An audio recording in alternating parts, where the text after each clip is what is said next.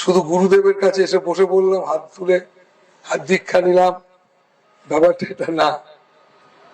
তুমি বলছো বাবা ভালো থাকবো, তুমি, আমি তো সবসময় চাই তুমি ভালো থাকো, সবসময় চাই তুমি ভালো থাকো। তোমাকে বলছি এই সারাদিন প্রণাম নিলাম, এই এখন বলতে বসেছি কেন বলো তো? তুমি ভালো, তুমি তো প্রণাম করলে, জিজ্ঞেস করলে, কত কিছু বললে, কি করে ভালো থাকতে পারি ছেলে মেয়ে সবাইকে নিয়ে। তো এখন আমি তোমাকে বলতে বসেছি তুমি ভালো থাকবে কি।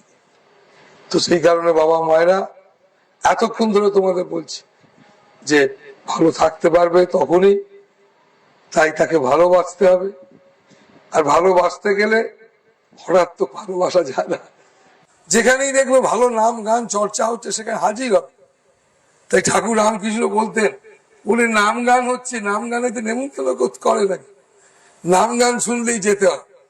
সাধু এসেছে, সাধু দর্শন করবে করতে, ওর বাড়িতে গুরুদেব এসেছে আমাকে বলেনি, আরে সাধু এসেছে সাধু দর্শন করতে যাবে।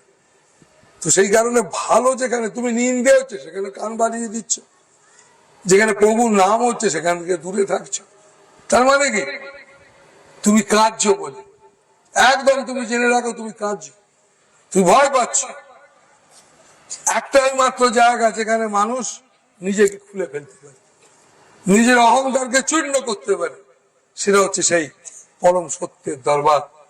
সেই সত্যের দরবার, সত্যের কোনো নাম হয় না, সত্যের কোনো রূপ নাই, সত্য ছেলে না মেয়ে কেউ জানে না, তবু তাকে আমরা ভালোবাসি।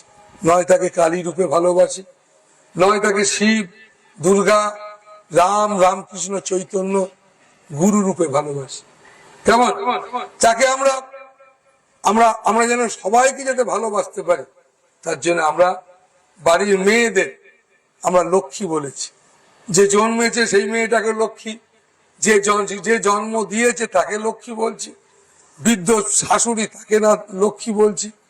আবার বিপরীত ভাবে আমরা তাদের বাড়ির ছেলেদেরকেও নারায়ণ বলছি। শুধু আমরা থেমে থাকিনি ঈশ্বর তুমি গাছে আছো কি আকাশে আছো তা না, আমরা প্রত্যেকটা জন্তু, প্রতিটা কিছুর মধ্যে আমরা সেই ঈশ্বরকে, ভগবানকে যাতে আমরা খুঁজে পাই, প্রতিটা জিনিসকে আমরা সম্মান করতে পারি। তার জন্য দেখো আমরা ধানকে সম্মান করি কিন্তু মাটিকে সম্মান করি না, লড়াই করি, তাই না? ধানকে সম্মান করছি খেতে পাবো না, কিন্তু মাটি না থাকলে হবে কি, কিন্তু মাটিকে সম্মান করি না। তারপরে আমরা অহংকার, অজ্ঞতা ছাড়া আর কি বলবো, অহংকার অজ্ঞতায় এইসবের উপর দাঁড়িয়ে নিজেরাও সর্বশান্ত হচ্ছি, তার সঙ্গে জুড়ে যারা আছি তারাও দুঃখী হচ্ছে। তো তাই বাবা মায়েরা এই সমস্ত জিনিস একদম ভেতর থেকে বার করতে হবে, সরিয়ে দিতে হবে, সরিয়ে দিয়ে শুধু প্রার্থনায় পারে তোমাকে জীবন দিতে, আনন্দ দিতে। তাই বাবা মায়েরা সত্যি জীবনে যদি আনন্দ তোমরা থাকতে চাও, ভালো থাকতে চাও, আনন্দময় জীবন যদি করতে চাও, তাহলে অবশ্যই চেষ্টা রেখো সুযোগ পেলে যাতে সাধুগুরু সঙ্গ করা যায়।